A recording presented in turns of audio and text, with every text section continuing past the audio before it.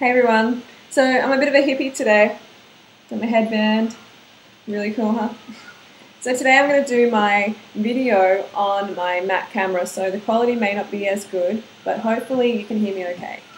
And today is going to be about pain and pleasure.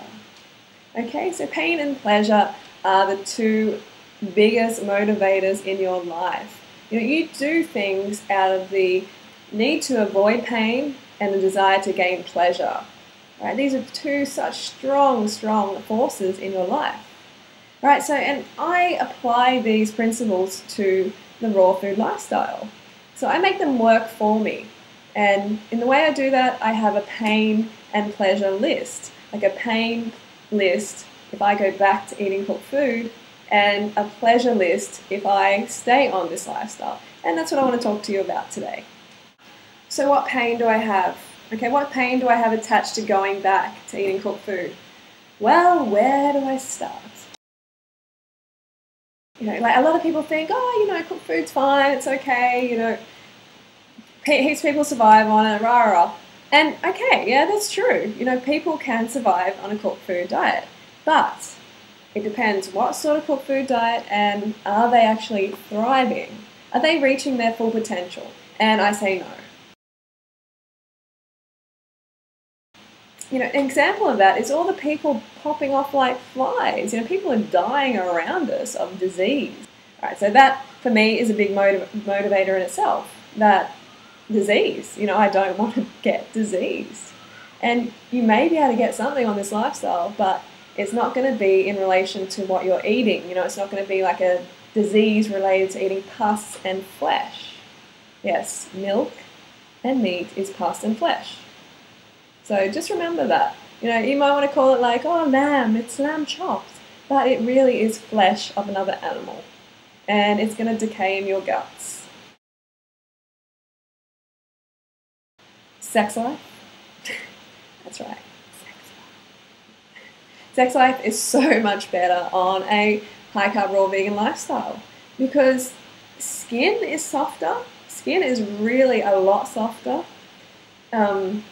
The blood flow to the vital areas, especially in males. If you want to grow your penis bigger, then get on a raw vegan diet because it increases the blood flow to that region. And hello, we have action. Also, there's a deeper connection when you're on this lifestyle. If there's two of you on this lifestyle connecting, oh yeah. I get really puffy, okay? And it's because of salt and excitotoxins and carcinogenic oils, all that sort of stuff. It makes me feel sick, it makes me look shit. That's just basically it. And I came to this lifestyle because I want to look good. I want to look my best. I want to feel my best. All right, that's a very basic desire that we all have. And we can all achieve that if we just look after ourselves. I can get butt ugly. If I eat the wrong food, if I went back to cooked food, you would see a different person staring back at you. Okay, you would see a very, very puffy, bloated, unhappy person. My athletic performance, I used to run a 5K in like 30 minutes and now I do it in 20 minutes. So athletic performance is really, really heightened on this lifestyle because you don't have all this meat and dairy and everything, eggs clogging up your bowels. Do you want to carry that around? You don't want to carry around flesh, rotting flesh and chicken menstruation. All right, you don't want to carry that in your guts.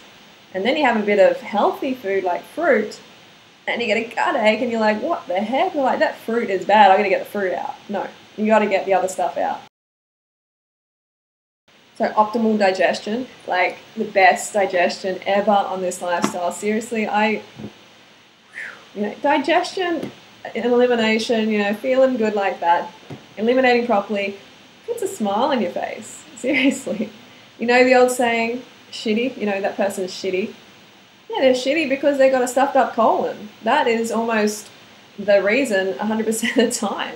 Got a stuffed up colon and they're not getting enough glucose to the brain. There's not one morning that I wake up and after a BM, like I don't have anything left in there. It's clean, sparkly, shiny. not rotting, festering, warm, moldy. I gotta say my mental state is so much better. I used to be like a depressed person. Not a lot of people know, but I used to be to the point of suicidal at one stage where I really, really didn't, I didn't love myself.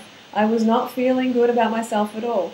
And a lot of people were like, oh, well, you just needed to get some therapy or something. No, it's not about therapy at all.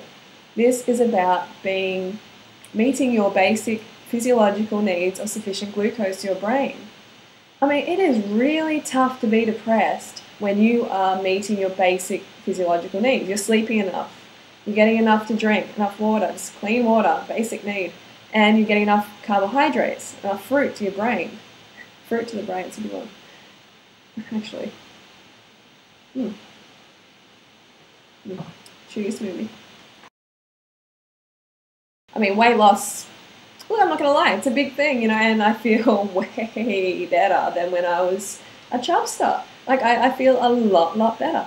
And everybody can achieve this. This is not some special skinny gene or something. I don't have any, special genes. Trust me, I can get fat, and I have got fat. And I could have got a lot fatter if I wasn't taking drugs and calorie restricting. Okay, so don't tell lies to yourself. Don't say, oh, Freelee's slim because she's got skinny jeans or something. It's not like that. No. Wow, I used to have a hard time at getting out of bed in the morning. I have a really hard time. And many, many times I called my clients, which they can vouch for, and said, look, I can't make it. I'm sorry, I can't make it. I didn't want to give them some excuse like, I'm just sleeping and I'm just going to stay in bed. I mean, I wake up and I feel like jumping out and doing some exercise. I used to have acne on my skin. I used to have all these little bumps everywhere. It's like this cystic acne. And they're all gone. I don't have them anymore. I thought there was no cure.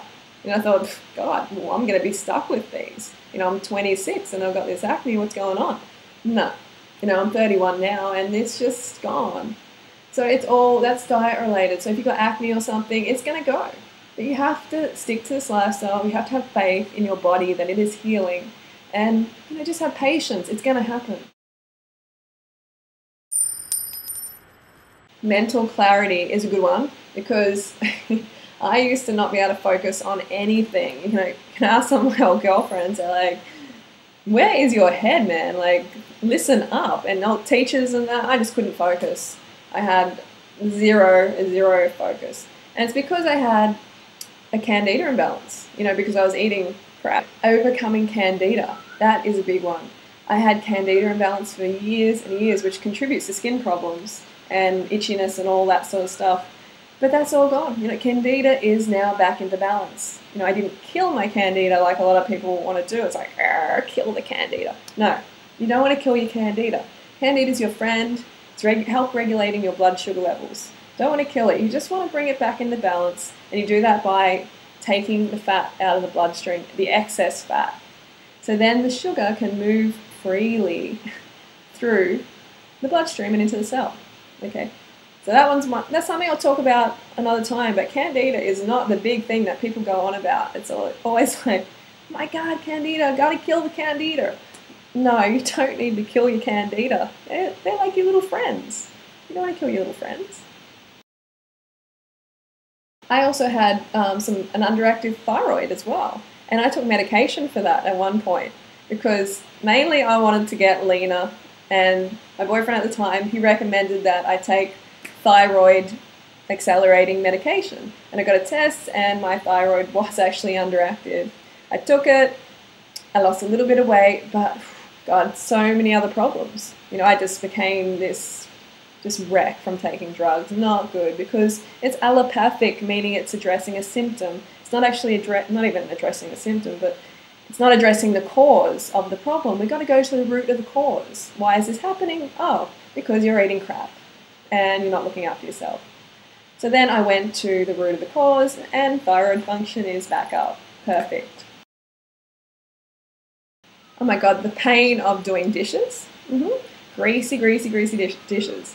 I don't want to see another greasy dish in all my life. Seriously, like, do I want to wash another oily plate with meat stuck all over it? No way. And on this lifestyle, I mean, it's just like, no grease. No grease. Cooking food is a pain. I mean, like, peeling bananas and then putting them in a blender, how easy is that? It's fast food, the ultimate fast food. Cooking is like, you've got to have all the equipment, you've got to have all the chemicals to wash the oil off the plates and everything, you've got to have all the ingredients, you've got to put up with all that heat, you've got to prepare for like hours. Okay, that is gone on this lifestyle.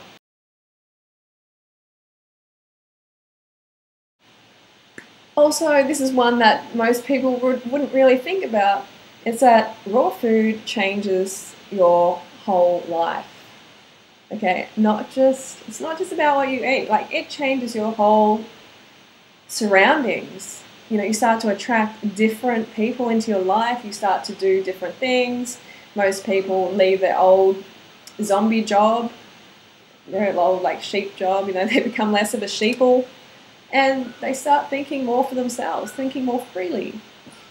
So that's a good one, hey? Like, that's something that's pain that I have attached to going back, is so that, like, I don't want to go back into that whole paradigm of, it's a cooked food paradigm, it really is, a cooked food world, where the cooked food numbs you down and you can't function properly, you can't think properly, and you become a consumer, and that's about it. You consume, pay your bills, pay your mortgage, pick your kids up from school, do all the responsible things that you do. Go and work in the office, but they're not fulfilling, are they? You're not being fulfilled by them. And this is what raw food does. It changes the whole paradigm. If I ever did go back, I would be a high carb, cooked vegan, for sure. God. I would never ever go back to eating an animal or its secretions. Like, seriously, think about it. I mean, like, I am not a muff diver, a chicken muff diver. That's what people are who eat chicken eggs. You're diving into the muff there. No, you don't want to eat that. You don't want to have milk. It's from the cow. It's full of pus. It does not make you healthy. It makes you fat. And meat and flesh is just like, honestly, it's the most putrid thing, if I think about it, to eat meat. It is putrid. But most importantly, it was awful what these animals have to go through. We put them through this for absolutely no reason. And then we pay. We pay in karma. We pay with our health, our life, our sanity. We pay every single time. Every time you take a bite of that, you are going to be paying, because it's not meant to be in your body. And we are meant to respect other beings. We are not designed to eat other animals. Okay, there's animals that are meant to eat other animals, but we're not designed to. So, come on, wake up. Wake up. Okay, so that is my pain list. I hope you have enjoyed. And, just grab a pen and paper right now. Write down the reasons why you're coming to this lifestyle. Write down the pain reasons that have motivated you to come here. I know you have them. Okay, get honest with yourself. Write them down in detail. Okay, and then stick them somewhere where you see them all the time, or carry them in your wallet. It's powerful, all right? You need to get clear with yourself why you're doing this. All right, I'll talk to you soon.